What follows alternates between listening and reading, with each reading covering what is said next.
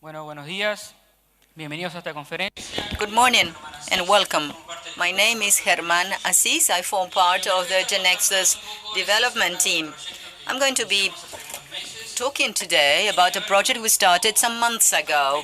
And this has to do about the way we are thinking about GeneXus architecture in the future. Within the framework of this project, the idea is to build a new GeneXus version called GeneXus Em, and we want to make it run in multi-platforms in Windows, Mac OS, and Linux. So that's what we're going to be talking today. Now, what's the motivation? Why is it that we want to do that? Well, as you know, we've got a quite mature version, native version for Windows. It's evolved along the time. We are quite happy with that version, but some data for reality is that that we have a large users base. There is a fragmentation of the market share. Mac OS, for instance, so developers want to be more independent of their operating systems, so we'd like to give our users any operating system to work with GeneXus. That's our main goal. And we want a continuity in user experience so that it's easy to adopt any of those versions and go to one or the other in a very easy manner. Those are the main goals that have guided us thinking about this evolution in our architecture. If we look at conceptual ideas and how to get that new version, well, as you know, the way we deliver GeneXus at present, you deliver it as a self-contained application. You get the KB and so on. That's the way we do it at present. That's fine, but to get to the version that we are dreaming of, we have to make some very important changes in the architecture, and we'll have to be able to make some modifications that are important. And the first one is a strong separation between the IDE, the development environment, and GeneXus services on which it is supported to provide its properties. So we want an architecture between client and server where the IDE is very light and easy to install, pro-platform, and it's quite decoupled from services. What do I mean by services in GeneXus services? Everything has to do with modeling, KB, import-export of objects, build and deploy, and CSM. This is something that we already have outside GeneXus. And you can see those GX services as our evolution. That's a conceptual level. Let's see it at physical level, how we're going to distribute all those components, and then that's going to be clear so that you can see what we want to achieve. On the one hand, we want to have an IDE platform so that it's easy to install in the main desktop operating systems. On the other hand, we're going to have GX services in a server. And the first thing I'd like to point out is that these services will be able to be installed in multiple servers in the cloud, public cloud like our private cloud or in anywhere. They will be initially in our cloud, but at the end of the development process of this version, you can install it wherever you want. The other important thing is what's going to happen with our Win IDE. That's a native IDE that we've got. That continues its development. Its development is quite mature and can take up all the native features of Windows, and it will continue working. What's going to happen at the end of the day is that we're going to start using these services, and it'll become a native IDE, but much lighter. How are we going to sort out this communication between client and server? How are we going to do this relation between IDE and services? Well, we're going to do it through REST and WebSockets. REST and WebSockets. Then we'll be able to have other connectors. But why have we chosen this first version, this web? Because this allows us for those GeneXus services to be exposed to the world as an open API, that potentially other players that could be different could use these services. For instance, we could have an web IDE with a web application that allows me to declare APIs web at a very high level and deploy them in the cloud. Or I could have a specific version for tablets, a specific scenario for tablets, for instance. And so what we want is to enable a potential ecosystem of applications or IDEs. Some can be developed by us, some by you, using GeneXus as a backend server. So that's the architecture in broad lines. Let's see now the architecture of services that I'm talking about. Well, we've got these servers that put up an API. They will naturally will be able to create KB, the local KBs that we have at present. If it's up in the cloud, any user connecting to them could somehow have their own private KB to work in these services. We are going to use our GX server. At present, there's going to be one or several GX servers. And what happens with the win of the deploy? Well, naturally, in this type of scenario, we need a highly installable strategy. So we're going to have a specific component. We're going to have a build server that is going to allow us to solve all that. Guillermo Pasquero has been working strongly on this. This is a tail of messages that asks for setting up KBs. It will be setting up in a group of, it's going to manage this machines, distributing the load according to the available resources. Now, if you look at all the build structure, that's not directly accessible by the IDEs connecting to servers, because the IDEs connect to servers. But even so, every IDE will be able to receive apps in messages in real time. So that's the architecture we're thinking of to get to that new version.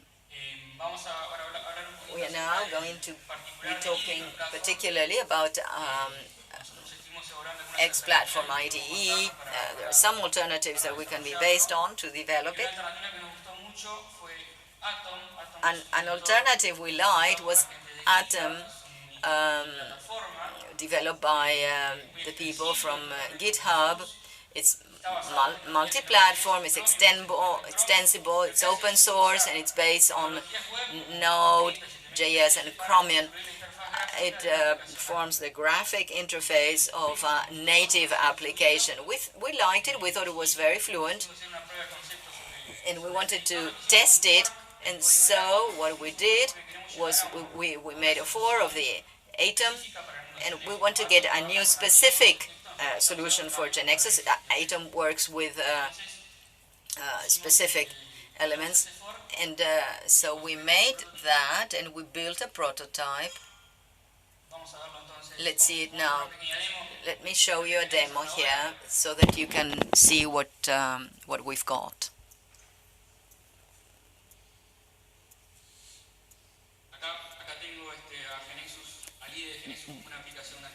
This is the IDE of GeneXus as one further app of the Mac. Let me execute it, let me run it. And here I have a window that is open, it's empty. And there I can create a KB, that's the option I have. And what I'm requested is the URL and the name of the KB. Of course, in the future we're going to have a scheme of managing sessions and users and security, but in fact what I need is a URL where I have the services. So we're going to create the KB. you see a window is open and I get messages from what's happening in the server. It's a little bit different from the one we've got right now. GeneXus is a bit more agile. And so I get all my messages. That's the KB, and in the KB Explorer here on the left-hand side of the screen, you can see the tree of objects. This is the first difference with Atom. It will show me text files. Here I'm seeing what I've got in my KB. So I'm going to create an object. For instance, let's use a very basic example. An invoice, for instance. Now the first difference that we've seen in relation to GeneXus Win in the generation of transactions is that we have a text editor. Why are we doing it in that way? Well, we have taken advantage of this research line to think a little bit about how we declare a code in GeneXus and how we are modeling codes. A fact from reality is that a text is a very versatile medium to edit codes. You can do it with a good editor. It's agile. And we've got many structures that are hierarchical, for instance, transaction structures that could be done with text. And so we wanted to see whether we could have a good text editor, textual editor that could be used everywhere it was meaningful. Of course, there are clearly where a visual editor is the best option, a screen editor or whatever. That's going to come in the future in this IDE. But at present, we are exploring the question of textual edition. So I have a sort of empty template. It's got the name of the transaction and bodied. So let me put in the attributes in the body. I'm going to say that it's a primary key, and that's the language. And here on the right-hand side, I have a tree built of the transaction structure as I move on. This is invoice attribute. It has a key. It means that this is primary. And then as I continue writing, there's going to be a semantic analysis, and we're going to bring in contextual elements. How can I edit the properties? How can I say that it's a self-numerated? Well, here you have the properties and the attributes where my cursor is. So I would go this to self-number. And so what the property grid does is insert in the code under the attribute, under properties. In this language, we are defining it in between brackets. It's going to continue evolving, but it's just like that at present. So what we can do is edit the properties in the code, and we could do it manually. If we look at invoice date field, this is the date of the invoice, how would you do it? I would create a section of properties, control space. I could see the properties of this attribute. And then if I press control space, I will see the properties again. I would choose date. I mean, what we are trying to see is some kind of balance between the agile nature of the text and the contextual assistance. I can continue editing the information from the customer name, customer ID.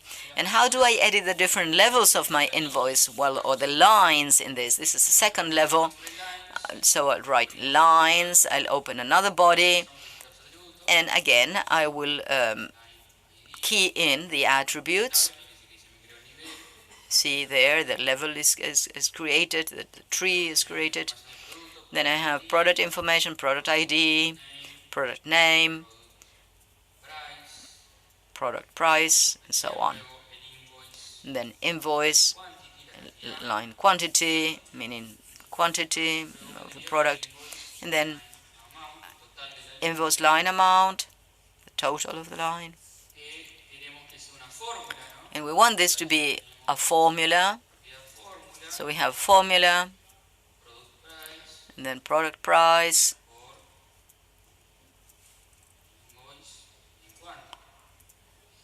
times invoice and quantity. And we have a line missing, total of invoice. This is total amount, invoice amount. That's also formula. And we're going to sum the invoice line amount, and that's the structure. It's ready. Now, how do we declare the rules here? Well, once again, we open the code, and we've got sections. So I put a number here for sections for variables, and you choose them in the same way as you choose attributes. I can edit them and define the properties. I would put in an URL, invalid date, if invoice date is bigger than today. And so that's the transaction. Properties can take quite a lot of space in the code, so what I can do is collapse them.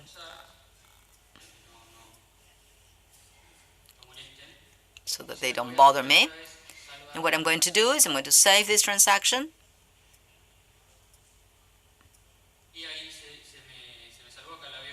It's saved. I can see it in my KB Explorer. Now what's happened is that this code was materialized with a transaction in the server. It is materialized in the server, in the server chain as a transaction of the ones we already know. And what we're going to do is to open this KB with GeneXus Win to see what it looks like. So let me go to Windows. I've got GeneXus Win here. Let me open that KB.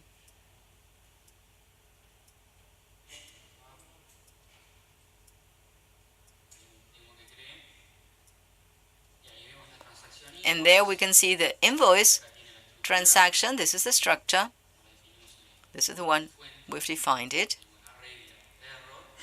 We have the error rule that I defined. Let's do something.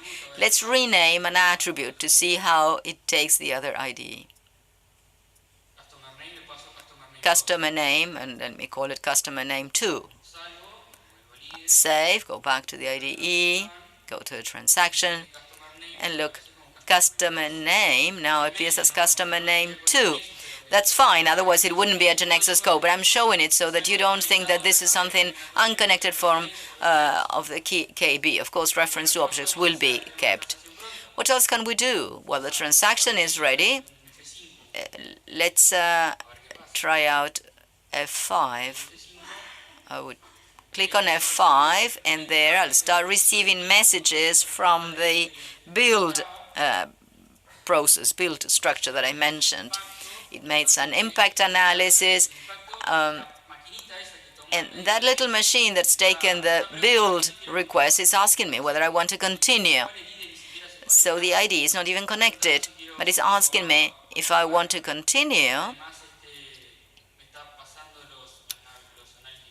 It's given me the impact analysis as well, in the same way as in GeneXus. Even if this is highly distributed, we've got the same fluency with the dialogue, in the dialogue with a server. We can see it how it's organized. This is the end of the process. And there the KB is generated, database, reorganization. I mean, I haven't configured anything, the database name or nothing about the environment. We are using these values, but in the future you will be able to configure all that, to set up all that.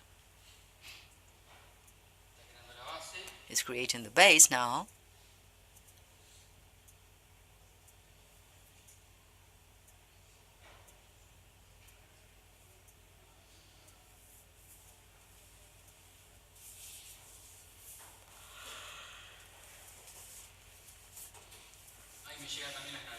And then we have navigation of the transactions in the same way as with GeneXus Win. And lastly, it is showing you the transaction I created. This is standard GeneXus validate key. This is the first cycle and the first application declared from our machine.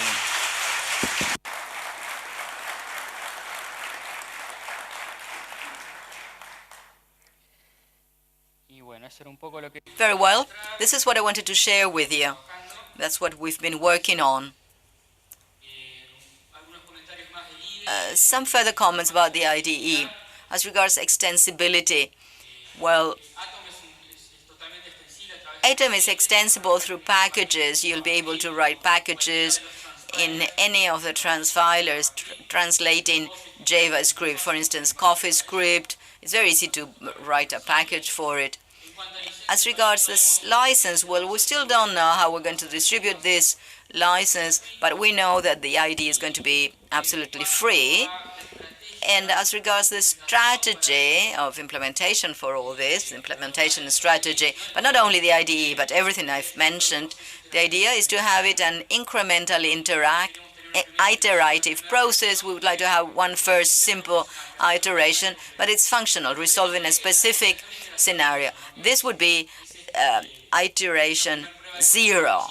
That's the first concept test that we've made that allowed us to learn that this technology and to learn a lot and to solve problems and to go from one place to the other, client server and so on, and be able to understand all that. To play a little bit with modeling, rethinking about modeling with GeneXus. That's going to evolve. There are many lines to explore and work on. Modeling, IDE, servers, there are many things to be done.